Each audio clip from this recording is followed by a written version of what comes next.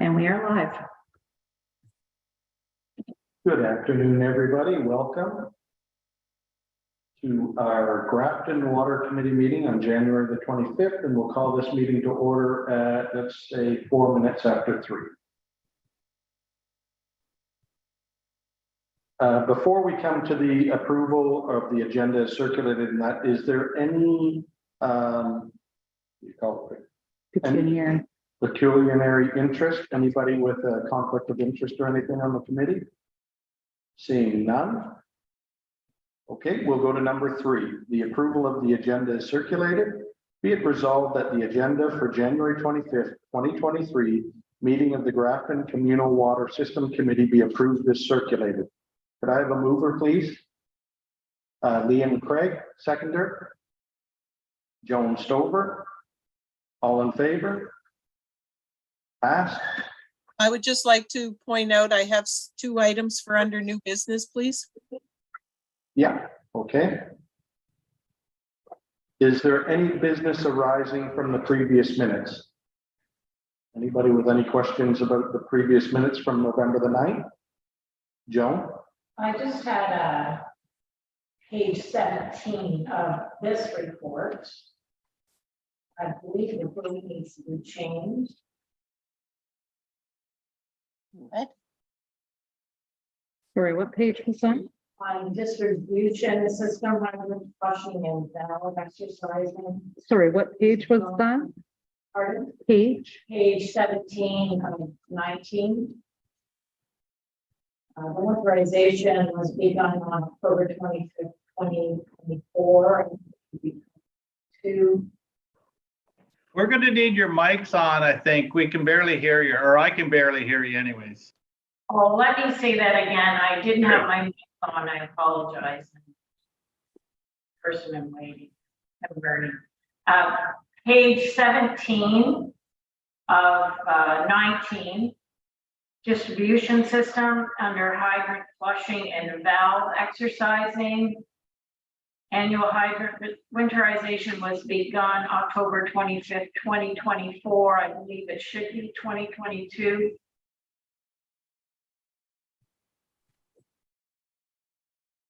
That's in this month's report. Yes, there's two grammar errors on the dates. One in well RFP and then one in the hydrant. And that's in this month's report. Larry speaking from Lucy. All right. Yes. Okay, are we good? Yeah. Okay. Before we move on then to the financial report. I'm We sorry. didn't- We have not approved the previous minutes from the last meeting. Oh, No. So we're. yes, gonna- that's Thank you. true. Okay, yeah. Be it resolved that the minutes of the November 9th, 2022 Grafton Communal Water Committee meeting be approved. Can I have a mover, please? Joan Stover, Deputy Mayor Stover. I didn't attend the meeting, so I'm not. Right. I will remove my name. We're going to have to anyway, because there's, well, unless it's me and John, I guess, are the only ones. So John, and, oh, wait, yeah, okay, so go ahead. Can I have a mover, John, and seconded? Britt? All in favor? Carried. Good point. Thank you very much, Liam, for that. If I get your names wrong or anything and call you Liam or call you Keith or whatever, please forgive me. We're not used to having this many people at the meeting right now, but this is good. Before we move on to financial reports, the only reason that I'm chairing right now today is we have new members, and I'm going to introduce them now in a new committee. I was the chairperson in the previous council for the Water Committee, and it will be offered up to anybody. If yourself, Keith, or you, Liam, or Britt, or John want to be the chair, you're more than welcome to be the chair, but I'll chair for today, and then maybe we can bring it up later in the meeting or whatever, and we'll go from there. Okay, I would like to welcome 2 new people to the committee. We have Liam Craig here, who's on the committee. And you are a water user, Liam? Are you on the system? I have a system to my property and local improvement charges have been paid. Okay, thank you. And Keith, I'm sorry, I didn't hear what Liam said. I have water to my property, but I'm not hooked up, but local improvement charges have been paid in full. just leave your button on, Liam, and then that way you won't ever forget. You just have to push it. And Keith McDonald, and Keith, are you a user on the system too, or no? Yes, Just- I live about 10 houses down. Yeah. So I That's can great. use the system. That's great news. And we have John Horvat returning and we have Britt Cole returning. So it looks like we've got a good group of people. So thank you very much for volunteering for this. I will bring up another thing too, and we can discuss it later or whatever. The letters that were sent out to you said that we've formed this committee. We were in a meeting, the new council was in a meeting, I think in November or December. And it was advised to us that it's very rare that townships have water committee meetings. So I've never heard this before, right? I'm just telling you what was told to us. And they said that they didn't think it was necessary to have a committee like this.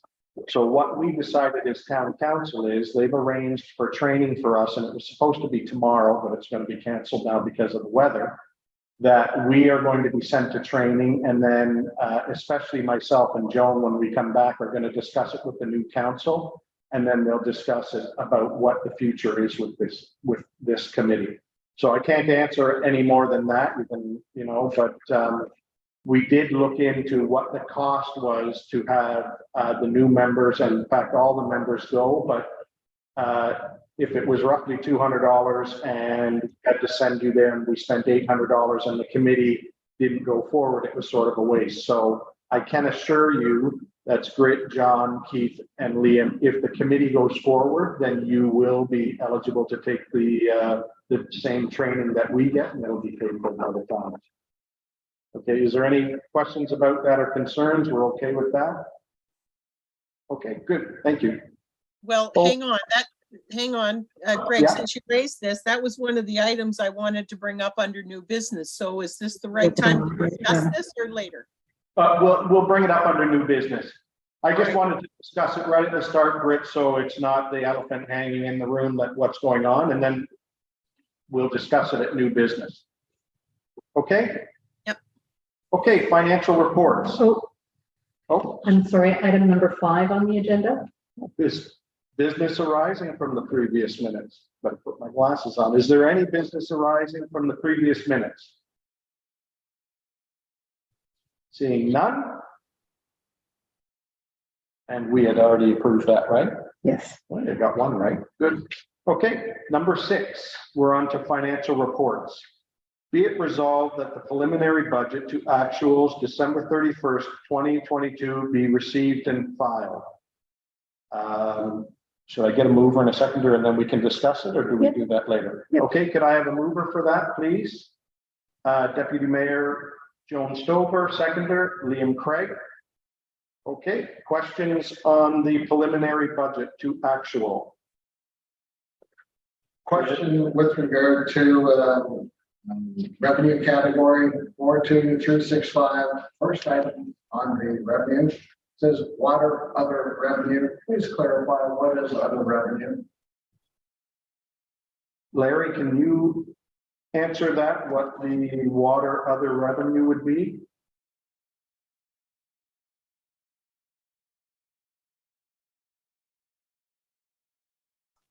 I'm reading I from believe that's the hookups that customers or people that want to hook up into the system, they got to pay a hookup fee and process through the town office or the municipal office. I think that's what that is. And that's $4,568. yeah. Yeah, okay. We don't have, Nicole's not here today, the treasurer, so just bear with us when we ask questions about the financial report.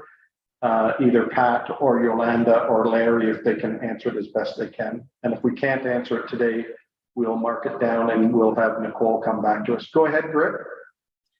Okay, so coming back to that other revenue then, this is what Liam alluded to. There are, I think it's either 13 or 17 residences that have water to their property but have not hooked up. So they pay what's called the exemption fee. They're exempt, so they're paying this fee annually. So does this mean that even if the money has come in, it's just not going to be allocated to the revenue till the end of the year? Is that what our treasurer is doing? It doesn't get allocated as people pay it? When is it due? Does it have a set due date where it has to be paid by? I'm not sure, Pat, whether yourself or Yolanda or somebody can answer that. If not, we can mark it down and we can ask that to the treasurer and she can report back to us. I would recommend that. Let Nicole report on that when she's back. I do apologize she's not here. She feels bad, but she will definitely be able to be here next meeting and report all this, the financials. Any other questions on the financial and concerns?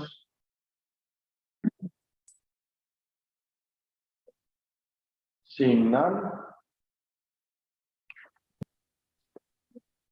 We had a mover and a seconder, right, for that? Yes, we did. So all in favor of this report being received and filed, and with the question raised by Liam and Britt Cole that Nicole can get back to us with that at the next meeting.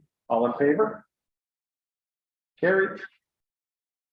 Number 7. Be it resolved that the verbal report from Bruce Highcamp, Geocamp Limited, RE, Grafton Monitoring Wells, and VTEX Detection Update regarding December 2022 sampling be received and filed. Can I have a mover, please? Liam Craig, seconder. John? Okay, discussion on the report. Well, actually, Bruce, you do the verbal report. Go ahead, Bruce. Okay, I apologize. I didn't have time to put together a memo last week for this meeting. I was a little bit rushed, so I just put a few point forms. There's not much to report. But in summary, there's a permit to take water monitoring program. It involves quarterly water level measurements of number of wells in around the production wells and annual water samples. So we had a problem identified back in 2021 of a VTEX detection at a monitoring well.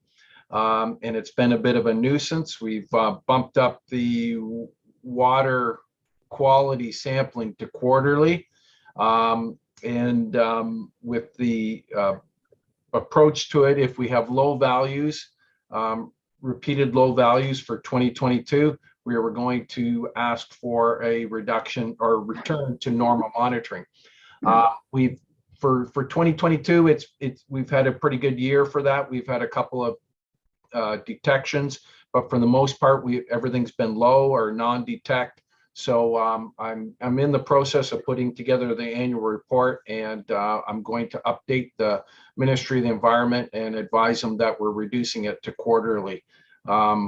I don't know if I have to ask for permission to reduce it to quarterly. I'm just going to advise them or tell them my recommendations, and then we'll just proceed with that. Sorry, not quarterly, but annual water samples. Bruce, can I ask you could you just maybe do a quick summary for Liam and the deputy mayor and Keith about what the VTEX sampling is and the concern with toluene, and maybe just to give them all an up-to-date of what's been done over the last few years. Okay. There was concerns when the wells were built and commissioned in 1993. There was concern about the landfill that's I guess down gradient of the production wells.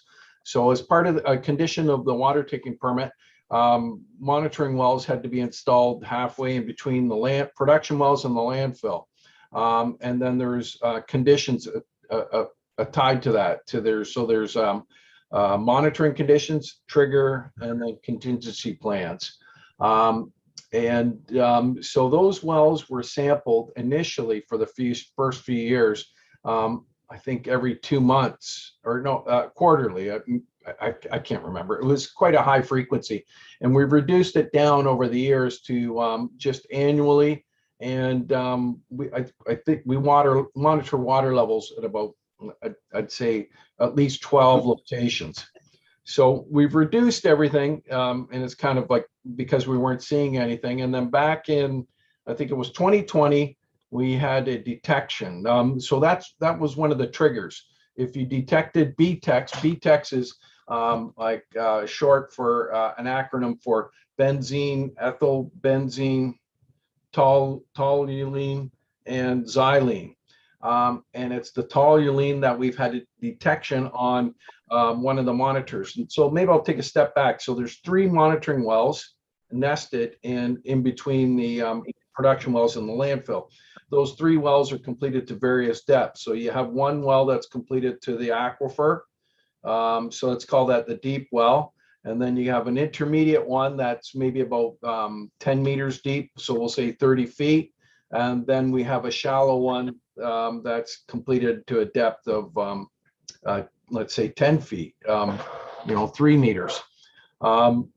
So we have those 3 different zones. And it's funny that the intermediate one was the nuisance well, I would call it. It kept having a detection.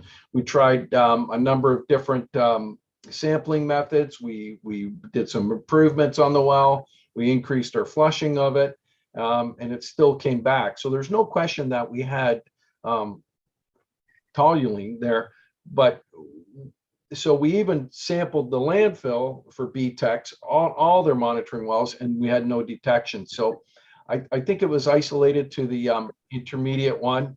And the levels we're talking about are very, very, very low concentrations. In fact, well below Ontario drinking water standards. So the water is still potable, but it's how it was written in the water taking permit that if you had a detection. So if it was, the detection limits have improved over the years too. So, it could have been there historically. We didn't, may have. I doubt it though.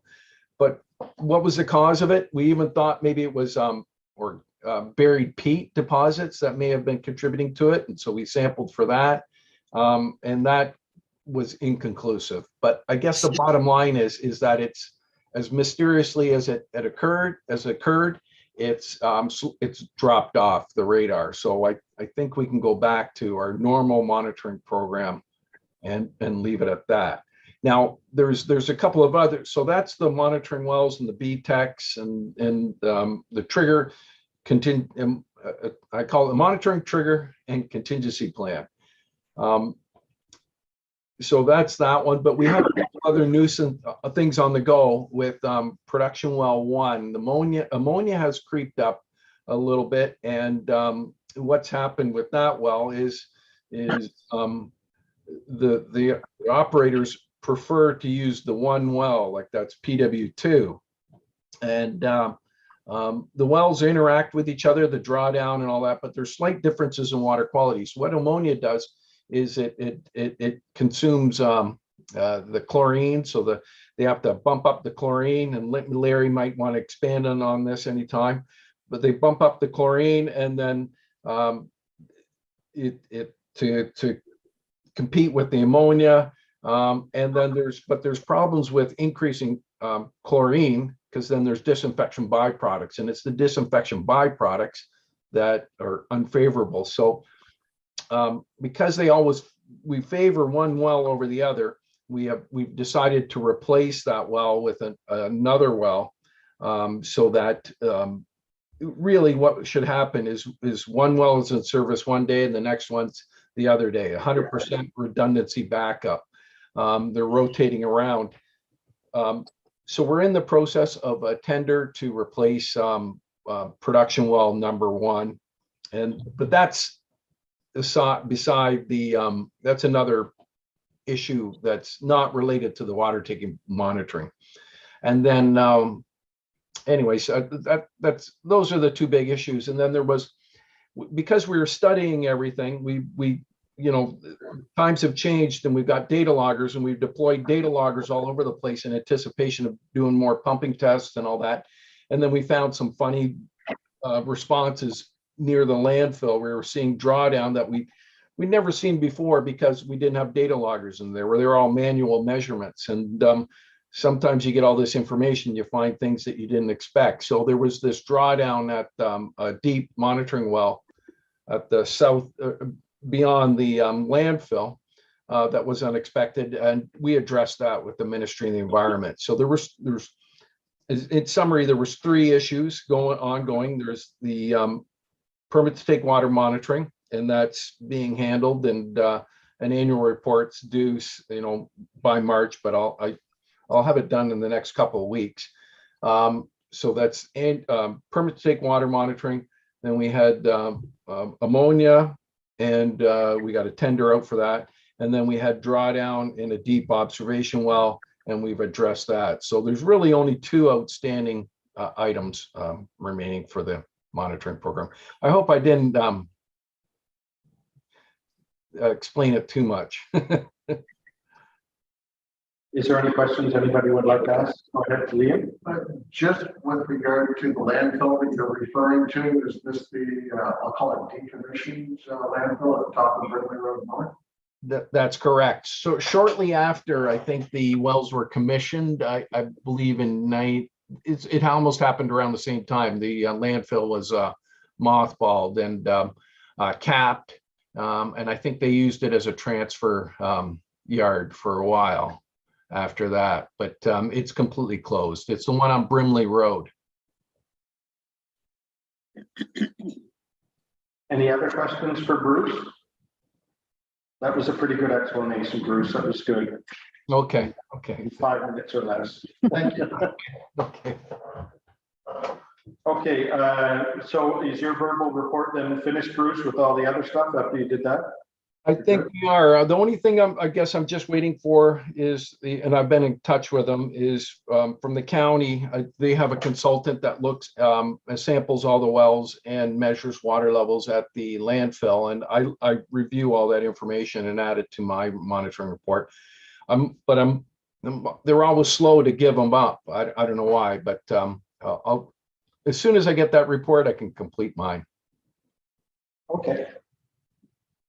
Okay, that's good. So did I hear you right then? The last sampling that you did, there was no toluene, detection of toluene? Correct, non-detect or less than method detection limits for the lab. So we didn't find it.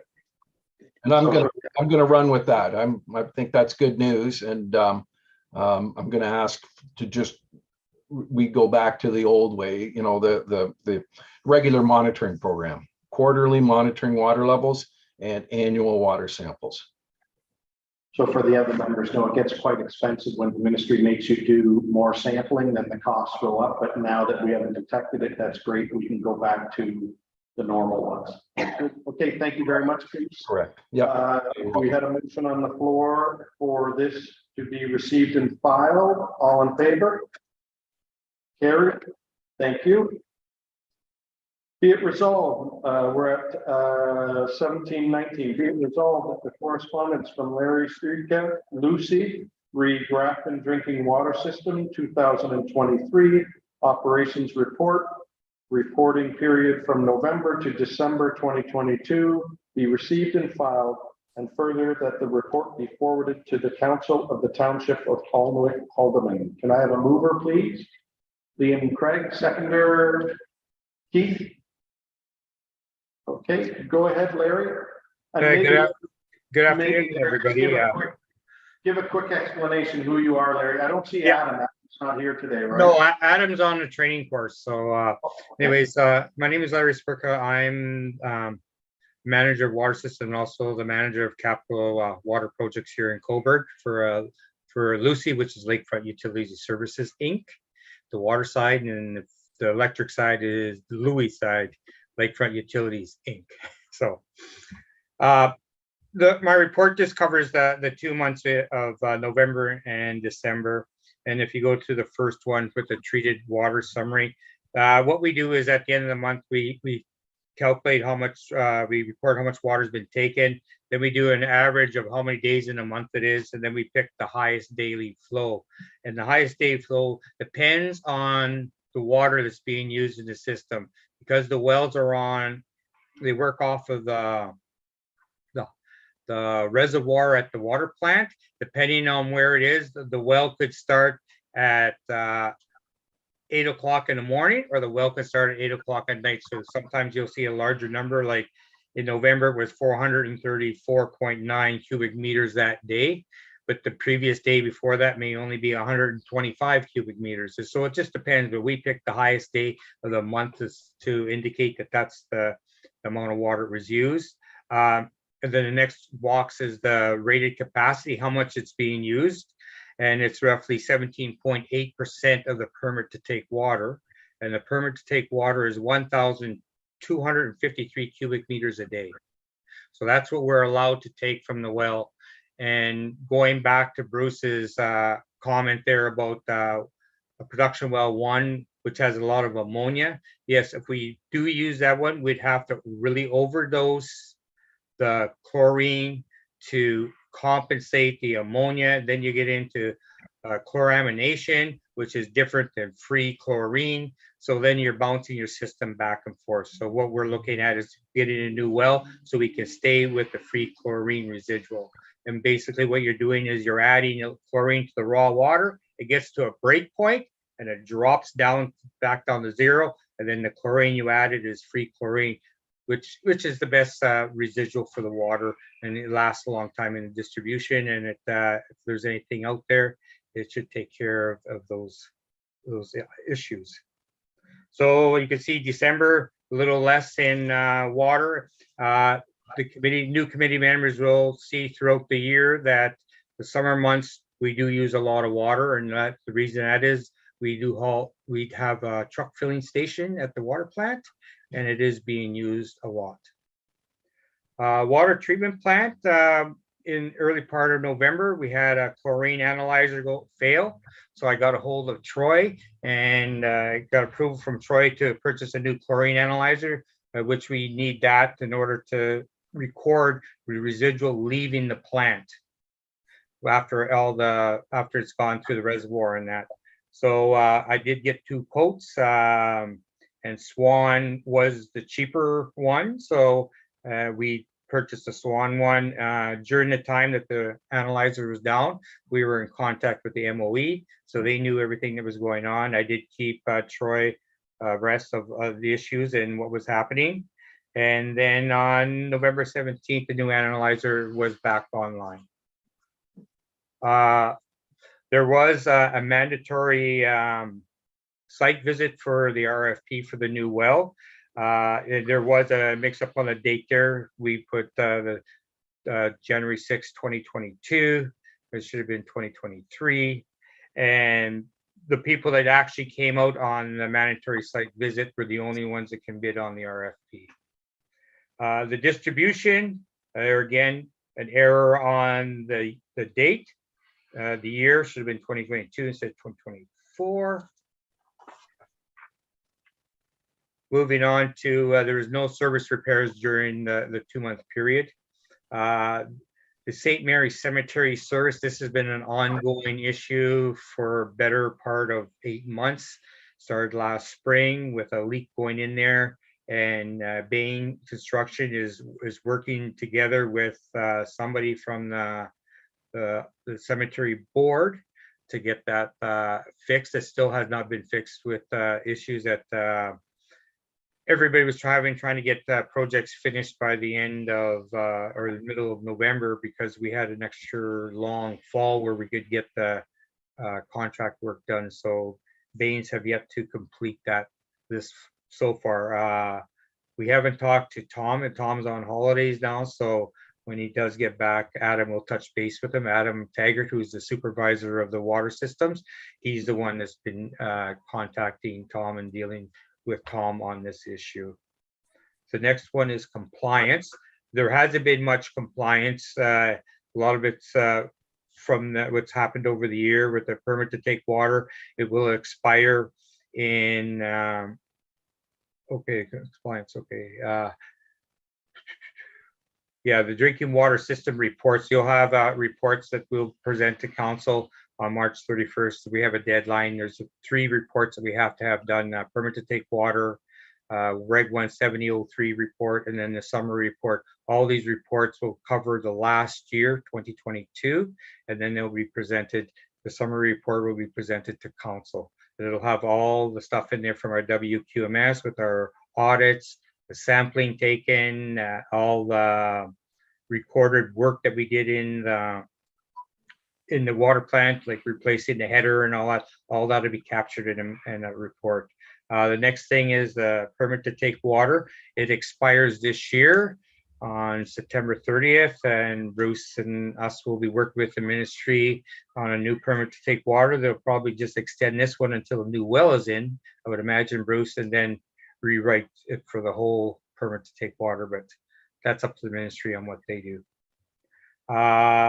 Also in November, the ministry released its inspection rating risk.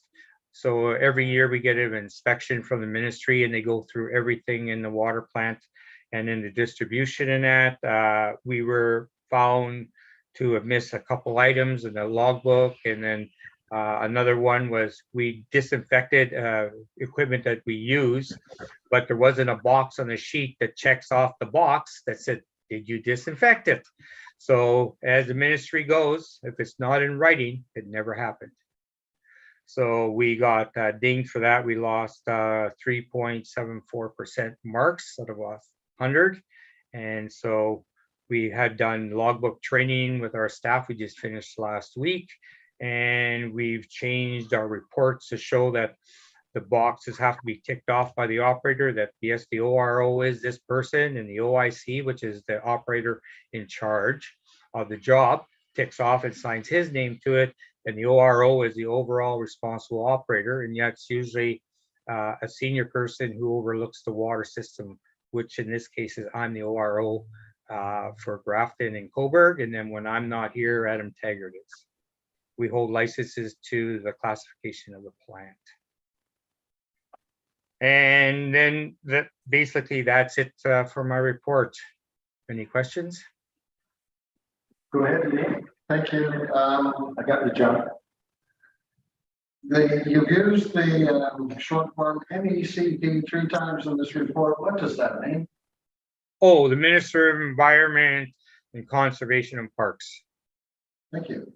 And with regard to the inspection risk rating Yes.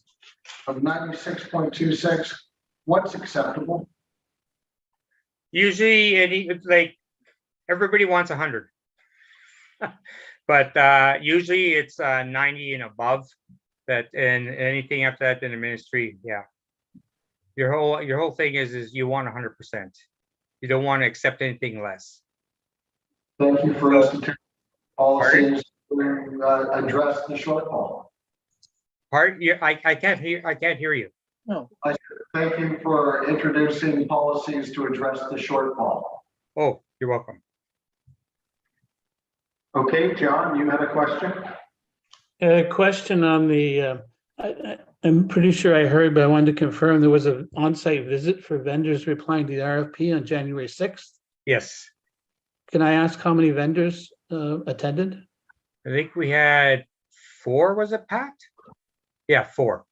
4 vendors? Yeah, there was three contractors that committed, and one was a well drilling company, so there was actually 4 people, but only the 3 are going to be able to submit bids. Okay, thank you. Thank you, John. That was my question, so I'll strike it off. How many showed up for the mandatory meeting? Okay, is there any other questions for Larry on his report? Being none, all in favor to have it received and filed, and it will be forwarded to the town council. Yeah. Okay. And somebody asked a question what ICIP stands for, Investing in Canada Infrastructure Program. Thank you. One of those permits that keeps going on, and it's under the Green Fund. Did you have a question, Britt, or was that just? I was going to approve it. Oh, okay, thank you. No, I just saw your hand just like this and I thought, oh, okay. Okay, Next, we'll move on. Be it resolved that the verbal report from Troy Gilmore, CAO, regarding the update on the request for proposal RFP-02-2022, re the Grafton Water Supply Upgrade Production Well, P1 replacement be received. Can I have a mover, please? Keith, or Liam? And Keith is seconder. Go ahead, Troy.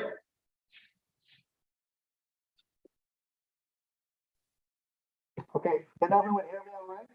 Nope. Can anyone hear me? There, not very much at all.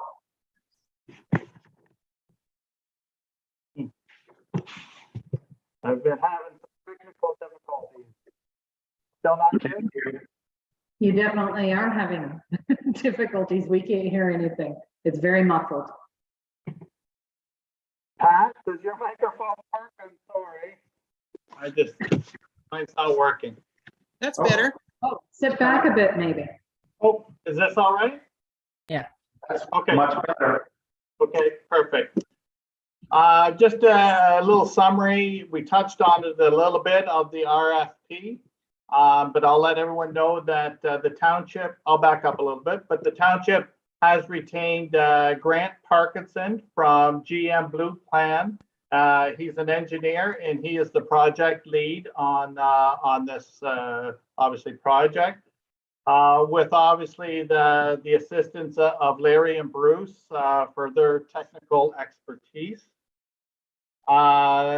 The RFP was published on Bid and Go, which is a bid and tender website that automatically goes to water companies, construction companies. It's the best way to get the tender out.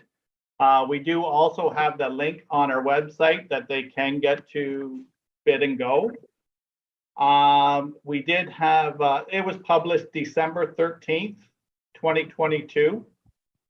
We did have 30 document takers. Some would be subcontractors and stuff, but 30 companies did take the document. And as Larry said, 4 attended the mandatory site meeting on January 6th. We have received a number of questions on it, which were great questions. And again, with the expertise of Larry and Bruce, and obviously Grant being the lead, we have made, I think there's been 6 addendums that I've had to put on Bid and Go. So that's why I'm not doing a written report, because it changes every other day type thing. So, but we are on top of it. Grant is great answering the questions, and obviously Bruce and Larry and their expertise are phenomenal. The deadline for submissions is February 6th.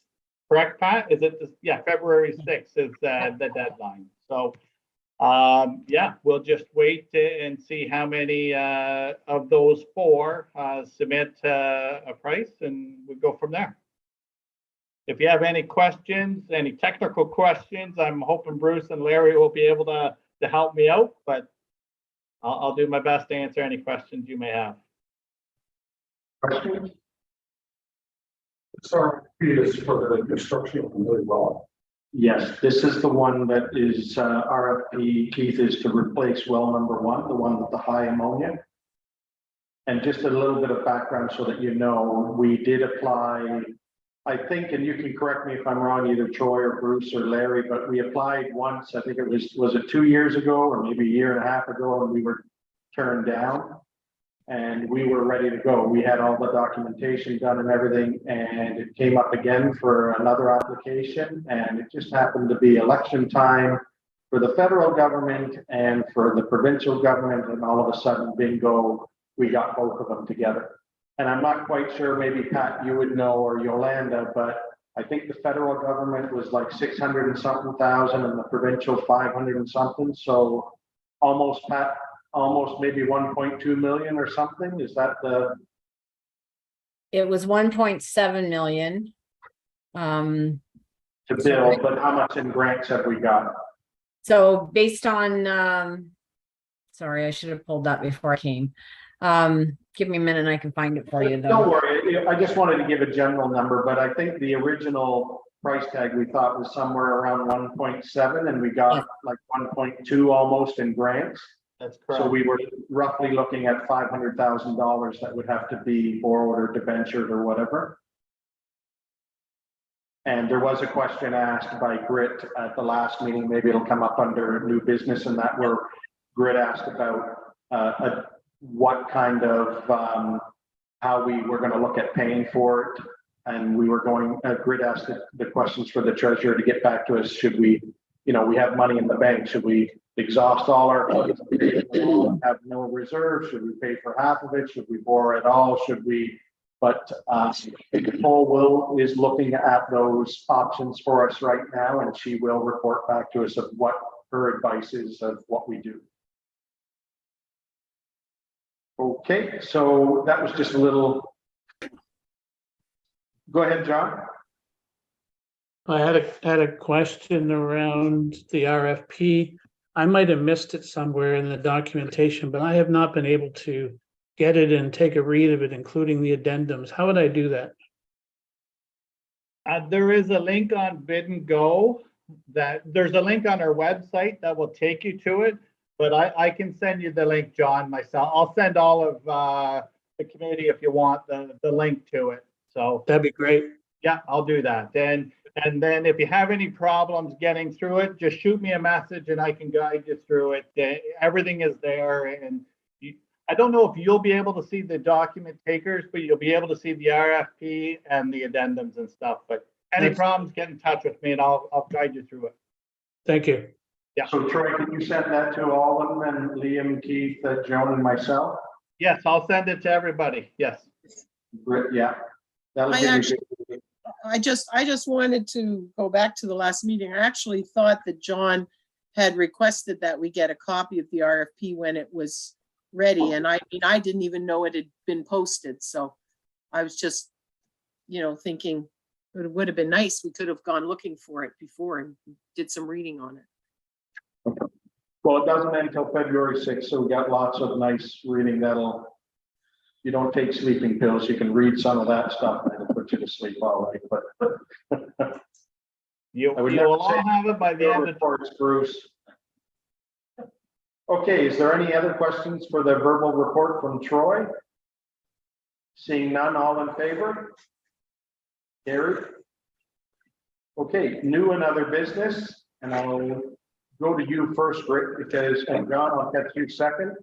Rick, you had something to bring up? Yes, my first item under new business was question regarding the budget for 2023 for the water committee for our system. When is that being discussed? Because budget deliberations are already starting on January 31st. The Alderman Calderman budget is only going to be available for the public and for council, I believe, by 4 p.m. on the 27th of January. So that's not leaving much time for anybody to look at anything. We got like 4 days before the first meeting, and I've heard nothing or seen anything about our water budget. So how is that going to happen timeline? Because I'm just wondering, because there's a lot of questions regarding the funding of the water study, water model. So I just wondered how all of this is playing out, because everything's just seems to be in limbo here. Either Troy or Pat, can somebody answer that about the water budget? Is that being presented, Pat or Troy, during our budget deliberations next week? Is that? No, it's not. It will be done after our budget deliberations because it does not affect the levy. It only affects the people who are the users of the water system. So it will be done afterwards. But do you know when yet? No, we don't have a date set yet. Okay. Right, so that was question one. My second question was to raise the issue more for a little bit of discussion amongst the members of this decision or this revelation that we don't need a water committee. I just want to express some concerns, and I would like to do a delegation to our council, and I would be thrilled if someone else on the committee was willing to be part of it as well. But I believe that this is just another step in us losing our democracy. Our provincial government, in its infinite wisdom, seems to think that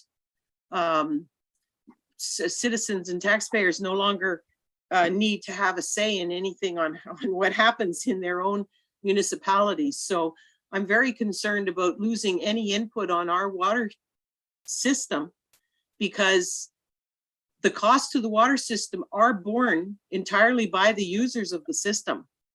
And there's not that many of us, and we really do need to be a part and parcel of that. And to actually say that, you know, do we need a committee or not? It's not mandated under the Safe Water Act. Well, that's fine, but we don't need other committees either. So why do we pick on this one to say we don't need it? Does that mean you're going to disband the Rec and Culture Committee? Are you going to disband any other committees that we have? So I just think that the Water Committee is a relevant one for the users on the system, and it's the only way we really know what's going on and can have any input into how the costs and money is spent. I mean, we don't have control over costs per se, but at least how our budget is handled going forward, and what impact is coming forward to the users on the system, because we've had quite the increases. So, and bringing back to the very fact of when the water rate study was done in January 2021, for those new on the committee, those are done, this one's done through to 2069. They're reviewed every 5 years, which means it's not going to be reviewed again until 2026. But when this council, last council, approved the rates, the new water rates, built into those water rates was the debenture, as in the loan for the new well to be built, because we did not originally have funding, but now we have funding. So we are actually paying for a debenture that we aren't going to be using at this point in time. I'm not saying take the money back, because we have some major expenses coming along in 2025, 2026 anyways. So it's probably good to be building up, and knowing that we are lacking in infrastructure funding across municipalities in the province, it makes sense to be on the conservative side and make sure we are building up our reserves. So I'm not against that. I just want it to be labeled differently, because we aren't paying for a debenture now. We're now just paying money in there for something that's not going to take place. We also have money in our development charges fund that I personally believe should be going towards the new well, which would offset the portion that us as the users would have to cover for the new well, which is roughly 500 and some odd thousand, and there's 380 some odd thousand, I think, in the development charges. So you take that away, then there's only 100 and some odd thousand to pay for the rest of the cost of the well. And we have over 500,000 in our general reserves, so that could come out of there. So that's my line of thinking. And because the water model study is a big hot issue, that should be paid for. It sounds like the township wants to have a water model study because of future development, and future development is not what the current user should be paying. However, the focus of the provincial government is now they're going to try and sock it to the taxpayers, existing taxpayers, to pay for this great big huge development push forward. I personally think, and if everyone else disagrees with me, then it's an easy decision for me. But I personally believe that we need to take a stand as taxpayers and as citizens in our own township and say, no, we do not want to be forced by the provincial government to do these things, because even though they can pass legislations, doesn't mean you have to necessarily give in to them on some of these things. So I still believe that we need to protect the interests and the rights of this rural township. Let's not forget we are rural, and anyone that wants to develop, they need to be prepared to pay the costs that it takes to get development going. So that's my spiel. I'm thinking of doing a delegation, but I'd really like to know where everyone else stands on that because, yeah, I don't want to put in the effort if no one else cares. Go ahead, Liam. With regard to your comments, Greg, one of the things that I agree with regard to the water modeling study being done is if it's not being done and development goes ahead and you wake up one morning and turn on your tap and there's no water because of the way this, I'll just say the pipes are laid out, and so there's more pressure going somewhere else. That impacts you as an existing user, and the modeling study makes sure that there's adequate flow to all the users, both current and new. And so it does impact existing users. I agree with your comments with regard to, you know, it's a question of where's the money coming from, but you know, it's definitely something that's needed. And because all of this infrastructure is under the ground, it's not easy to look at. So that's the first comment. The second. No, before you go to the second one, let's finish that one if we can we? Sure. Okay, because we routinely use less than 20% capacity that this water system is permitted to take. We agreed at the last meeting that a water model study is required. It needs to be done, but it doesn't need to be done for the users on the system right now. It needs to be done for future development. And when future development comes in, they also have to prove that they can handle the water, that the system can handle the water. So even if here's the other crunch, okay? Coming back to numbers. It's going to cost roughly $50,000 for the water model study, between 40 and 50. So let's say 50. What Lucy explained at the last meeting was that whenever a developer comes on board, they paid for the water model study up front in Coburg. And when a developer comes on, they would pay $5,000 towards the cost of having had that water model study done ahead of time. So if we use their setup where we pay the $50,000 to get this water model study done, we have right now 3 developments, and there's 2, but they would require boundary expansion. So I'm not sure what's going to happen with those.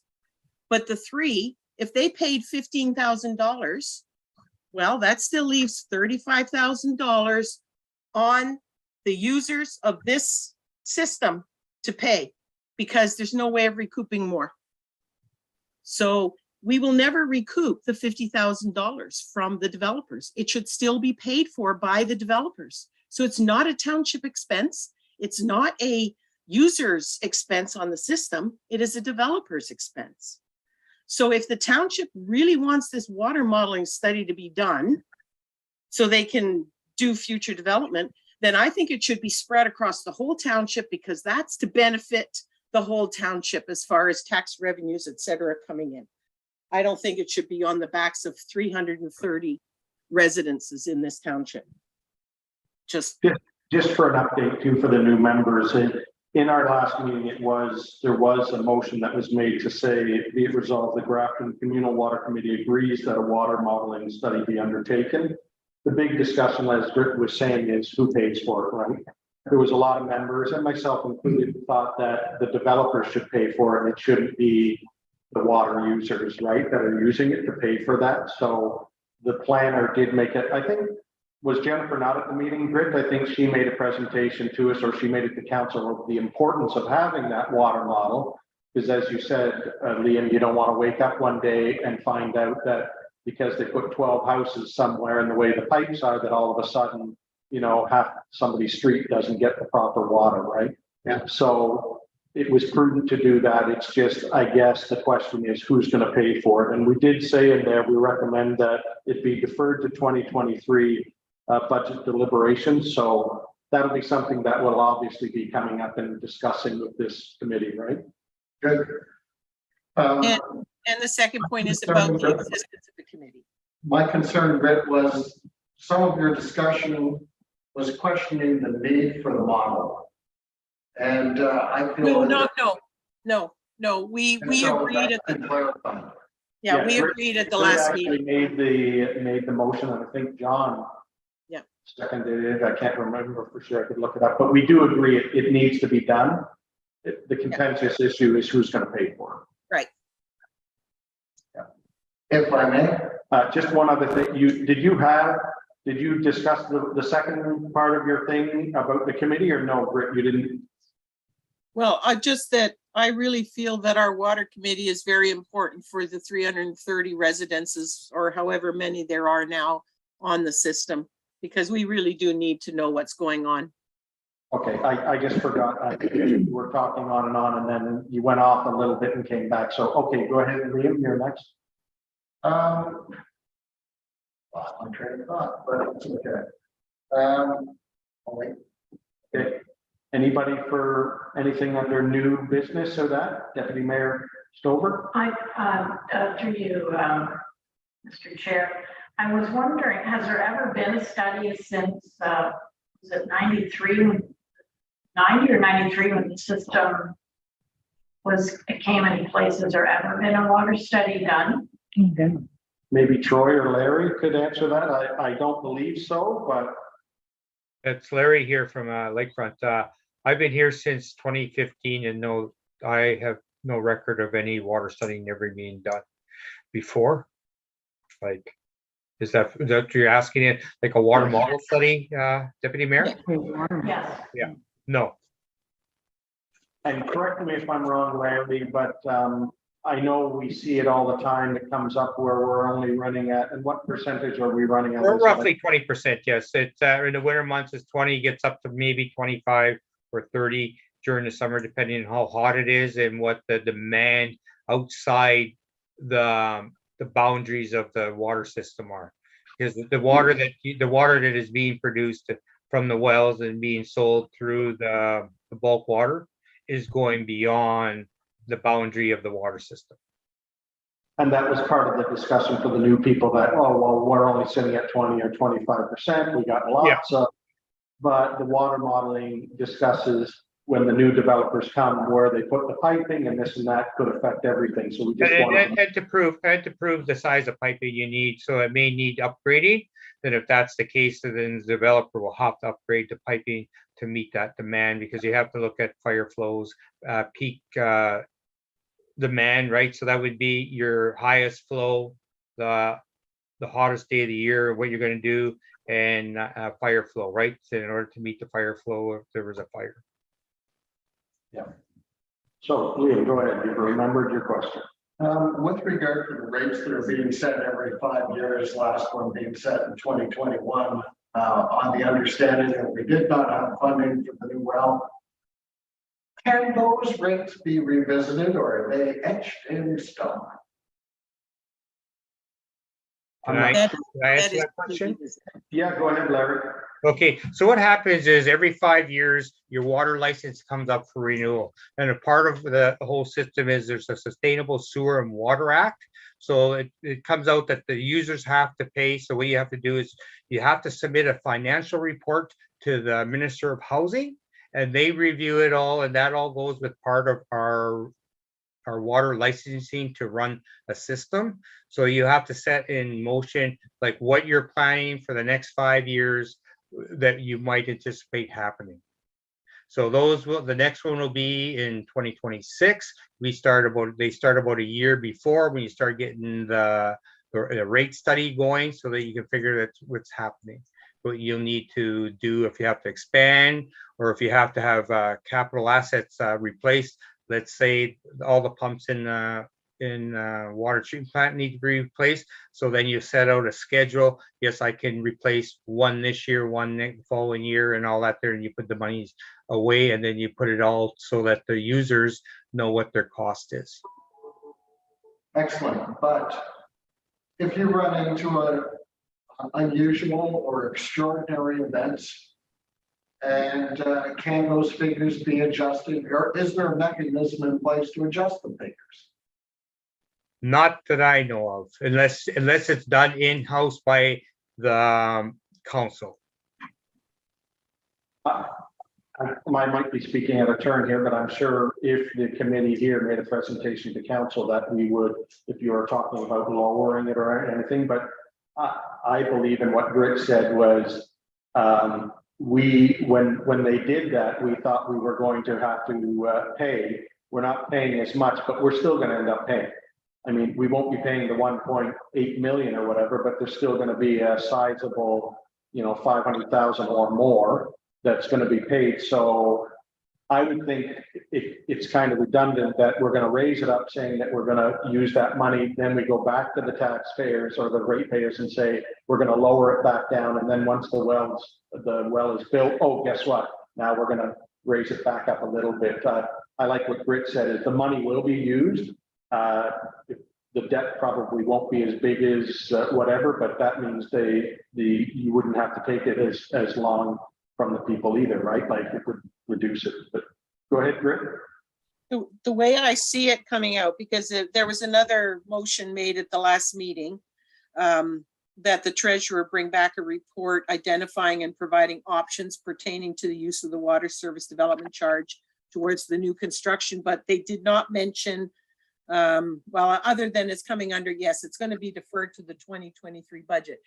The way I see it is that I just think there needs to be notification through the budget process somehow that the monies that are now being allocated to cover the cost of what would have been a debenture that is being paid through user rates, when reserves are done, that they be allocated back to reserves for our future capital costs is what I believe, because like I said, we have major costs coming up in 25 and 26. Isn't that correct, Larry, I believe?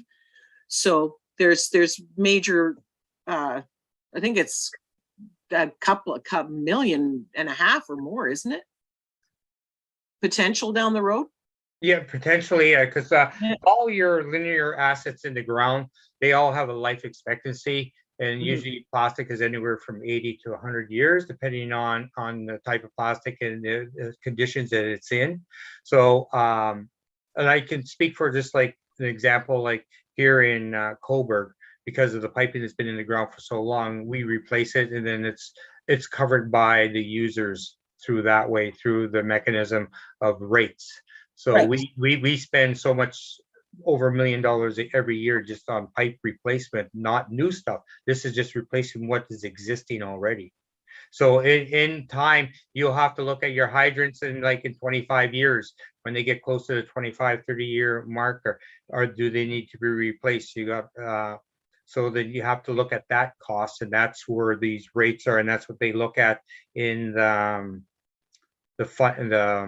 when they set the rates and all that there, and you take it to the ministry, they're looking at, okay, you have your asset management plan. Your asset management plan says every 20 years, you got to replace all the water meters in town. So then you have to budget for that. Right. So again, whatever reserves we have, or whatever monies we have over and above in our revenue really should be reallocated to reserves for the future. For the future, yes. Smart. I'm not saying try and take it back and give money back to us. No, put it in reserves and keep it, because you never know if something happens, if the ministry turns around and says, you have to do a redundancy, you have to put a second water main across the 401. How many millions of dollars is that going to cost to take the water from the north side of the 401 and bring it to the south side? Yeah. No, you make a good point. I think if we wait until we see a report from Nicole, because we don't know if we're even going to have a debenture, or there might be a debenture, right? We're saying there's no debenture, but there could be a debenture. We don't know that. And I'm sure she will come to us with the report of what she thinks is the best way of, how we're going to pay for this. It's no different than running your household budget. Do you want to pay the car off in full and have nothing in your bank account, or do you want to pay some of it and maybe the lending rates are really good and it's better to pay it off slowly or whatever? But she'll come to us with all of that to the committee, and then we can discuss it then. Greg, that's why I wanted to mention that one more time, just because you talked about we may need a debenture again. We do have development charges there that can cover, that can go towards the well, even if it's only 80%, that could go towards, but that's a substantial amount. I don't want to keep thinking that I think we just have to start making sure that we're using the money the way we should. What's fair to the users? I mean, I think- Agree. That's why let's leave it to the treasurer, who's the professional in it, and yeah, she the expert. come to us with the options and we can look them all over.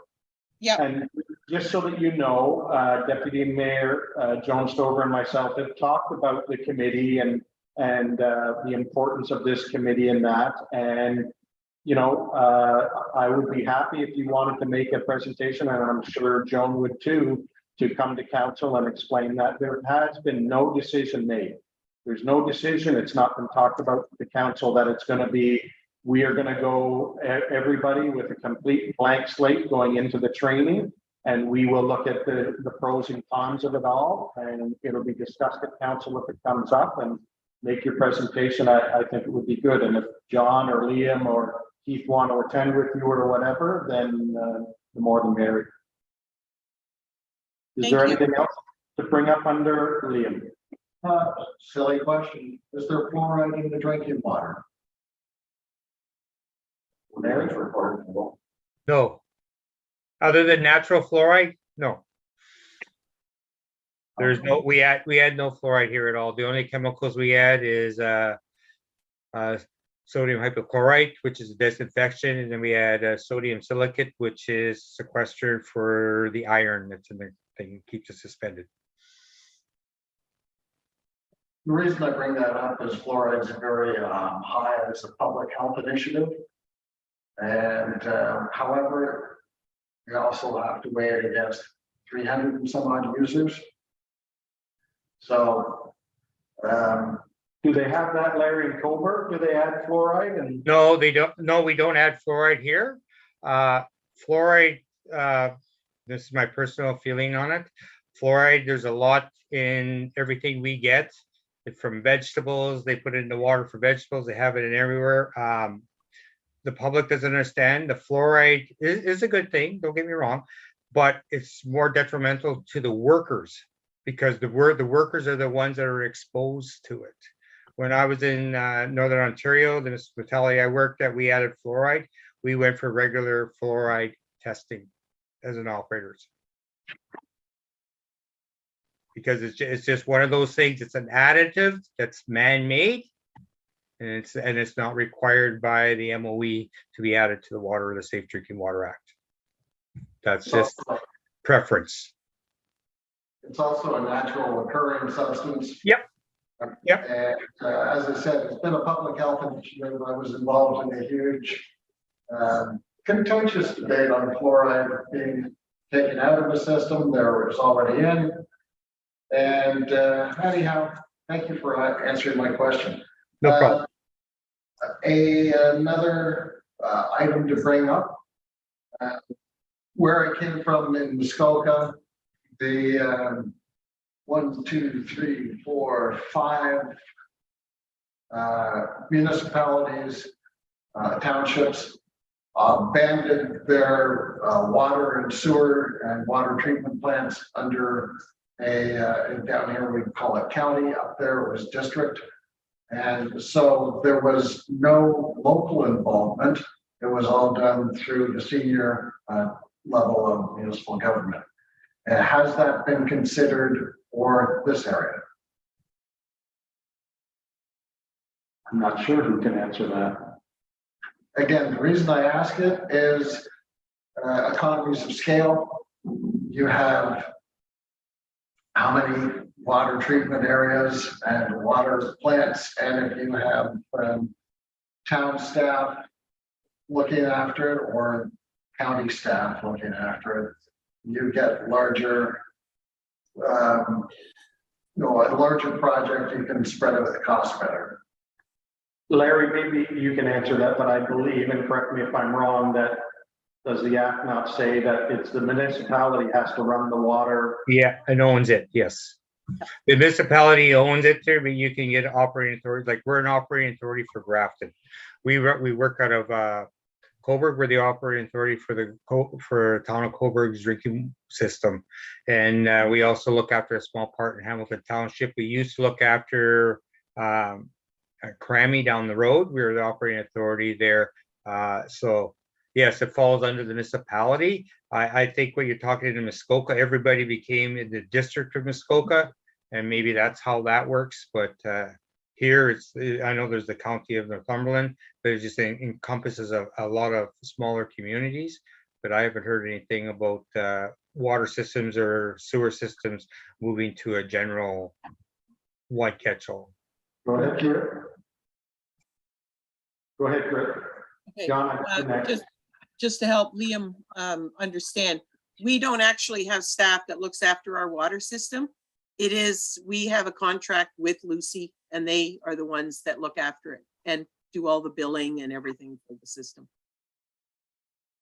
And it's been quite a nice thing because Lucy looks after other places too. That's where the savings come because they have staff and everything. But I can see, your question would lead to eventually maybe down the road, the county ends up, taking Crammy and Hamilton and A&H and everybody all together. And then if it was, the municipality of Northumberland or whatever, then they would obviously take all of those and then whatever. John, you had a question?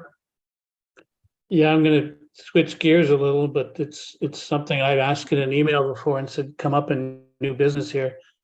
I would like to know what the role is of this committee on the new water project. Where I'm kind of going is we're going to get updates, I think, from the project saying the RFP is going here and the budget's here. And what I don't understand is what role are we playing in that whole project? I don't know to what depth we should be looking at things. And Troy, I don't know if you can respond to this or if someone else is looking into it. And, I heard that Grant is doing a lot of the work with the project lead, which sounds great, and he's very experienced, but I still would like to understand what is our role in that project. Well, like you said, yeah, we have Grant, that is our engineer, and he is going to take care of the project with obviously the assistance of Bruce and Larry. I'm not sure if we just provide this committee with updates and the discussion. They are the experts in this, so I don't know. Are you looking to provide input in it, or are you just looking to get more updates on it, or where are you going with this? Do you want to be able to provide input? Like we can have it as a line item at every meeting and have a discussion on it, which I think could add some value, and you can provide input and discussion then. But we do have the experts that are taking the main lead on this and stuff. So do you want maybe just put my 2 cents in, Troy and John? I look at us as an advisory board. I would hope that once the contract is out there, that Grant would be attending our meetings regularly to give us an update, John, a monthly update to say how things are going and to bounce things off of us. I believe the ultimate end is it has to come to council to be voted on for things, but that's why I like this committee. We can have the frank discussions here, and I go back to the last November one, Grid, that we had. It was a great discussion with a few people bouncing ideas and everything, and it's good to see that, right? So hopefully, I like what you said, Troy, that once the project starts, that Grant should be, I think, have a line item there all the time, giving us a monthly update of what's going on, any concerns, are there change orders? Nowadays with construction, like we've had with the operations yard and everything, when people give you prices, it's good for 2 weeks. And if you don't sign, then it's going up. It's same as everything else. So I'm sure there will be some issues and some things we can talk about with the new construction. Yep. Is that good? Go ahead, John. So that's I think that's good that, we get an update for every meeting we have, and I think it should be a line item on the agenda for every meeting. The other thing I don't know yet, and I'm going to ask this question: if Grant is the project lead, and as we said, Greg, there may be change requests. What I don't know is, who does Grant report to? If the budget is 1.7 and next month they say, oh, it's 1.9, who is Grant telling that to, and who's questioning him on it? The same as if the project plan says it's going to be 3 months for something, and it says, oops, it's going to be 5 months. Who is Grant reporting to on that, and who is directing him whether things are okay or not, the way the project starts rolling out? Very good questions. Maybe you can answer, Troy or Pat. Sure. Well, yeah, so Grant would be reporting to the township. He's under us.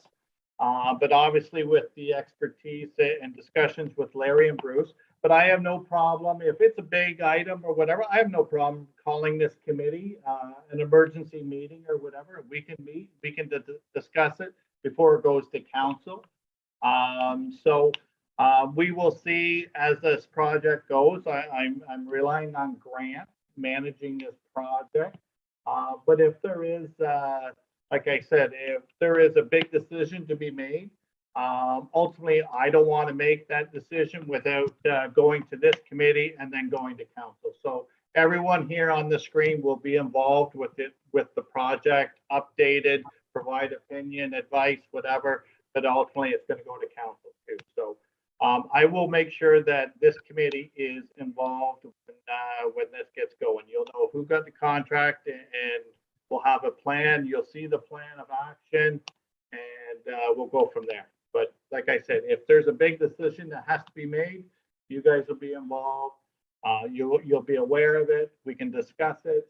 We'll take obviously the advice from Larry, Bruce, and Grant. Grant will be here and goes to council. Council will ultimately make the decision with the maybe committee's recommendation, and we'll go from there. Maybe I should just clarify, the RFP is to select a engineer to design the system, prepare tenders for the contractor, tenders for the well driller. Grant and I are involved in working with the municipality for a number of years, so we couldn't bid on it as a team. So we're more helping the township, with helping to manage the project too. So there is going to be some layers. So there's going to be the lead engineer that's overseeing the project and the final design and all that stuff, and the well testing that we can then use for the permit to take water amendment. So that's the layers on it. So you kind of have, between Grant and, Larry and myself, you have some additional eyes on the project. And I'm hoping, like they said, John, they come back to us, because myself and Joan, who sit on council, can then listen to the good discussions that we have here. And personally, myself, I would rather that we have those 2-3 hour discussions, if it has to be here, instead of going to council and repeating it again and going through it, that we've discussed it. This is what we strongly suggest to council, and then it's ultimately up to them. But through all the experts we have here, and then with ours, I look at us as the layman type to look at it, and through our eyes. And I'm happy that we have you guys here that are the actual water users, that somebody that's using the system or pays into it is of extreme value too. And you bring up a valid point, John, with grant involvement. In requesting that you'd be for presentations and whatnot. So I think going forward, I'd like to make sure that Grant's invited on these water committee meetings and stuff. I'm kind of surprised he's not attending today. I don't know if he got invited and couldn't attend, or was missed. We'll make sure he's at the meetings going forward. Okay. And I'm even hoping, John, if everything goes well, that once the construction's going on and that there, and things are, proceeding along, that we as the committee are actually going out on site and having a site visit, and that, like we did with the operations yard and other things, just to go out there and put your hard hat on and your shoes, and you can go out there and look at whatever we can see where we're spending our money. Is there any other things to bring up under new or other business? Deputy Mayor Stover? To you, Chair. I just want to jump back. I didn't want to stop the flow of the conversation. It had to do with the costing of the water study. If we weren't having any more inclusions into the residents, we weren't having any more development, would we need a study? And I guess this would be for Lucy or Brian, or the water, yeah. You want to answer that, Mary, about the water model? Water modeling study, would we need that if we're not gonna have any more development? Well, the water, what I look at it as the water model, you look at it, it knows your system, it's set up for your system. So when you got a water model, and like what we do here, and I'll use Covert because we do it here, we've made a water model so that when the developers come here, they come and say to us, well, we're going to build a subdivision over here, we're going to put in 200 millimeter water mains, which is 8-inch, and we're going to do this. Now that we're going to have this, we're going to have 250 homes. The water usage is so many liters per person per capita, and all this is how much water we're going through. So what we do is, okay, you submit a drawing to us with everything you want, and now we'll put it through the water model. And we put it through the water model. We found out, no, you have to upsize your water mains to 300 to 12-inch in order to meet that demand. If you don't have a water model, then you're depending on the engineering firm that's doing for the developer of telling you that this is going to work. And if I it guess doesn't, and if it doesn't work, then who's on the hook for it? This is, I think, it's council's backup to say that, yes, we can do that, or no, we can't. But I think your question, Joan, I can answer, is if there's no development, future development, nobody's hooking up to the current system, then you don't need a water model. Correct. But, right, that's the short answer right there. If we Yeah. were not, Yeah, if you're never to expand the system and just and not gonna add another status user, quo, then yeah, you're good.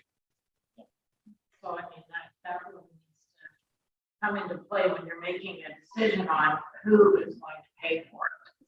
So I would lean towards the developers paying for it, not the residents. that's how I got your question, is, Yeah. which is pretty stark, right? If we leave it the way it is, you don't have to pay anything, but if you add people to the system, and I'm thinking along your lines too, which I agree, is if the developer wants to add to the system, my personal opinion is the current water users shouldn't have to pay for that, but we'll come to that discussion. And then if I may ask one more other question, Chair, then that goes along with maybe tapping into what the planner could say in the hamlets, almost looking at down the road to include the developers costing into this, because this is why we're having to do it, is because of their development. So if there's some way of figuring out how that can be pieced out, but that's something I can come up with later. So is there any other things to bring up under new and other business? We had a good discussion. Being nothing, we're gonna, go ahead. Just to expand briefly on what Joan said. The reason we even have a water system in Grafton is because there was contamination of existing wells. So this township really was meant to be a rural township. So the whole being of the water system is because it wasn't put in place so that we could expand. And if the rural nature of this township is to be preserved, and that is the path forward for our township, the water model study is not, it should not come to the users. It should be developers paying. That, I think that's the important question here, because it's the whole future of the township, isn't it? So anyhow, we don't need to get philosophical. Motion to adjourn. no, well, before we go to adjournment, Yolanda, do we have an idea of when our next meeting is, if we have the meeting? Just so that people have an idea. No, only because council has not yet decided what they're doing with the committee. So there is not an agenda or a schedule of meeting dates yet, but that could be something you discuss now. Should council decide to go forward with the committee, maybe that's something that.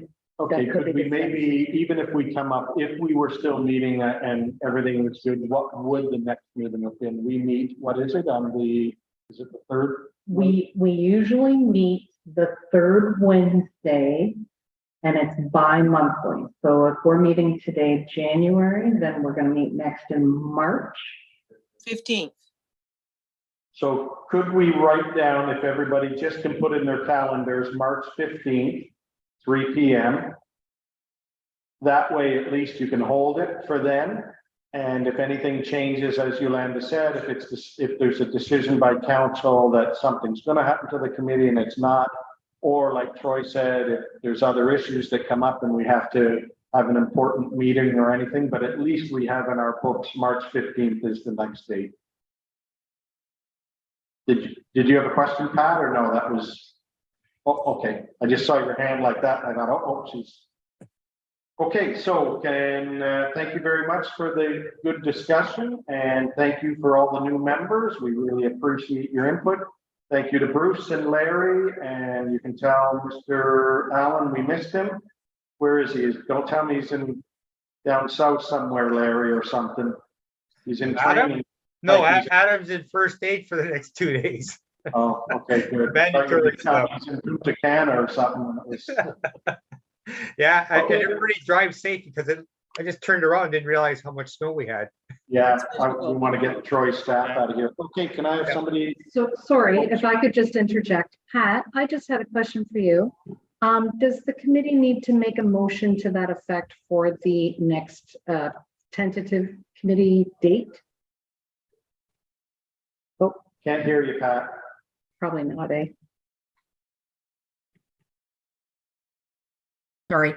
No, they don't need to make a motion for the next meeting date. Just Okay, noted in the minutes. Thank you. Okay, can we have a motion to adjourn? Deputy Mayor Stover, seconded by Liam, all in favor. Thank you very much, everybody. For those of us that are traveling, travel safe. Bye. All right, Be take care, safe, be everybody. safe. Bye. Bye. Bye-bye. Holy mackerel. That was good. I didn't swear, that's good. Look at the weather right there. I was like,